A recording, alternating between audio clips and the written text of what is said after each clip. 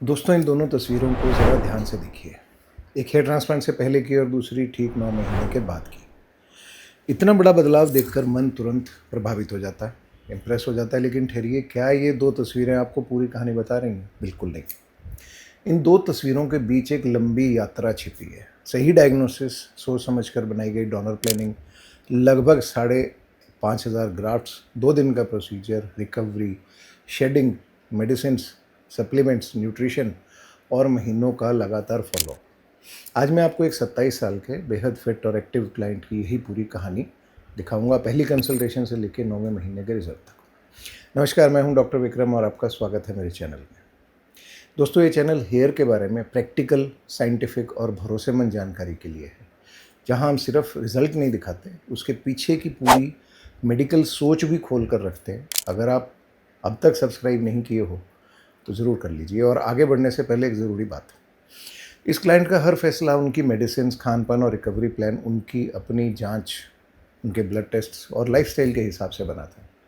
इस कहानी से समझ ज़रूर लीजिए, पर इसे अपनी पर्सनल प्रिस्क्रिप्शन मत मानिए। हर सिर की कहानी अलग होती है। जब ये क्लाइंट हमारे पास आए, उनकी उम्र 27 साल थी और बालों का झड़ना माथे से लेकर सिर के बीच तक अच्छा खासा बढ़ चुका था।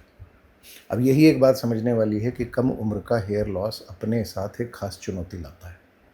जब कोई 27 साल का इंसान इतना लॉस देखता है, तो इसका मतलब है कि आगे आने वाले सालों में ये और भी बढ़ सकता है। इसलिए हमारी सोच सिर्फ आज के खाली हिस्से तक सीमित नहीं रह सकती। हमें अगले 10-20 साल का हिसाब भी लगाना पड़ता है।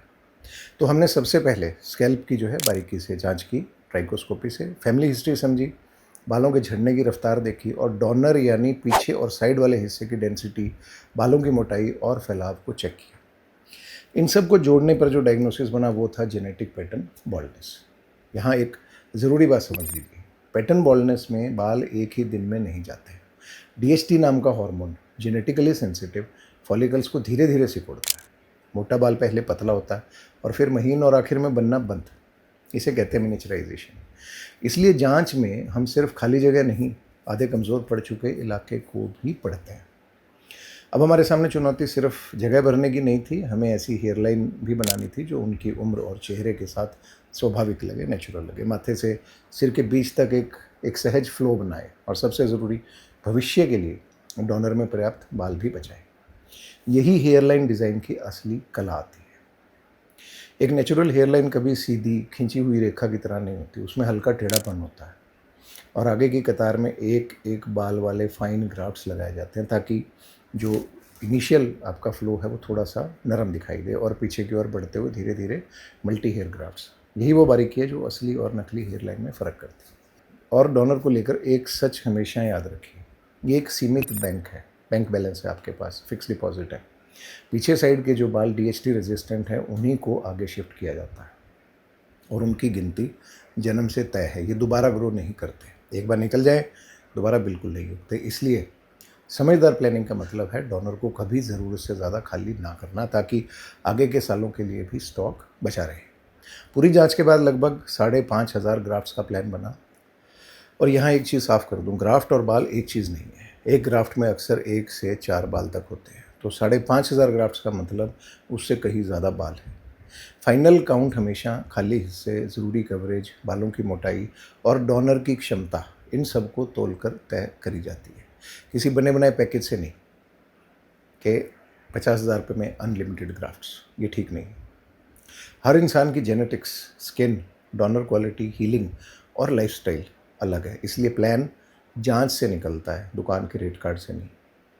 इस केस के लिए हमने नियो डीएचटी टेक्निक चुनी। इसकी पूरी सोच, इस टेक्निक की पूरी सोच एक ही बात के इर्द गिर्द घूमती है, ग्राफ्ट को कम से कम चोट। जितनी बार ग्राफ्ट को छुआ जाए, जितनी देर वह शरीर के बाहर रहे, उसका सर्वाइवल उतना ही गिर जाता है।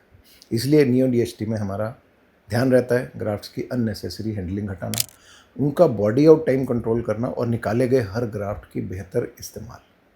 जब वेस्टेज कम रहती है तो कुछ मामलों में उसी कवरेज के लिए कम ग्राफ्ट्स में भी काम बन जाता है, यानी कि डोनर भी बचता है और खर्च भी। प्रोसीजर लगातार 2 दिन चला। इतने बड़े सेशन को 2 दिन में बांटना जानबूझकर किया जाता है ताकि हर ग्राफ्ट को सही समय पर बिना जल्दबाजी के अच्छी तरह लगाया जा सके और उनका सर्वाइवल बेहतर रहे। शुरुआती 3 दिन रिकवरी तेज़ रही, उसके बाद जैसे दूसरे दिन माथे पर हल्की स्वेलिंग आई, जो 5वें दिन तक पूरी तरह उतर गई। 7वें दिन क्लिनिक में हमने इनके क्रस्ट जो थे, डेड स्किन थी, वो हटाई, और जांच के बाद क्लाइंट ने धीरे धीरे अपना सामान्य दिनचर्या और फिजिकल एक्टिविटी दोबारा शुरू कर दी। लगभग 15वें दिन से उनका हेयर रिवाइवल प्लान शुरू हुआ।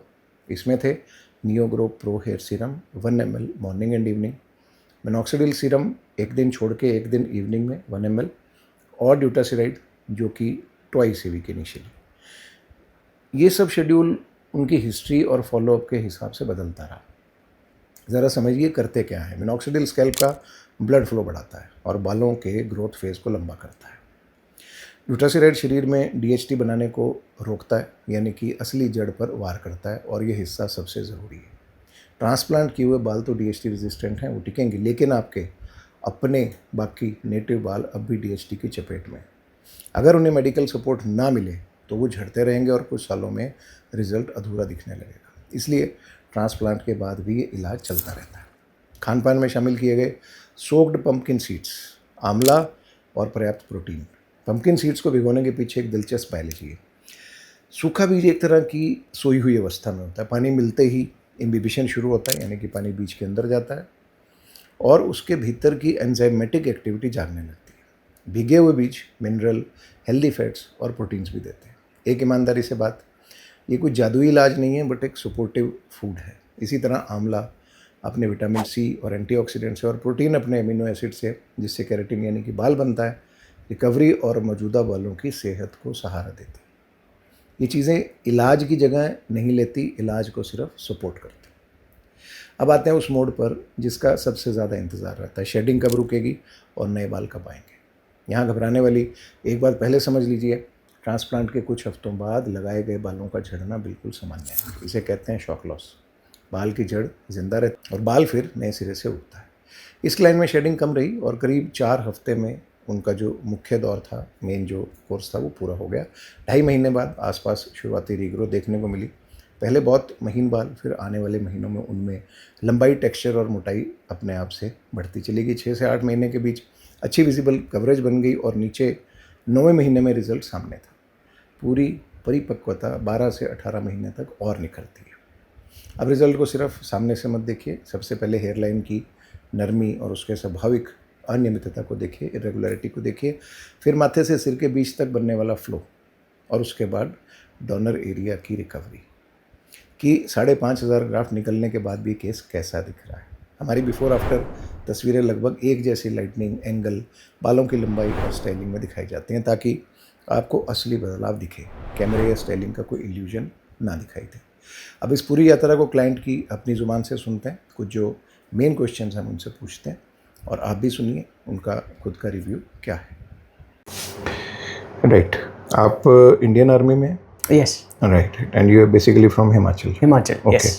आपका सर ट्रांसप्लांट को कितना समय हो गया? Little over a year. 1 साल से थोड़ा ज़्यादा। राइट, नीचे दिखाइए एक बार। तो हमने ये एंटायर हेड आपका किया था। यस, हाँ जी। अप्रॉक्स कितने ग्राफ्ट्स थे? 5,500 ग्राफ्ट। 5,000 के आसपास। तो यानी कि ग्रेड 5 और 6 के बीच में थे, है ना?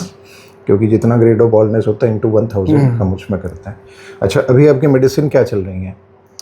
अभी सीरम्स इज नियोग्रो सीरम चल रहा है and minoxidil topical. Minoxidil alternative day है, कैसे कर रहे हैं? Twice a week.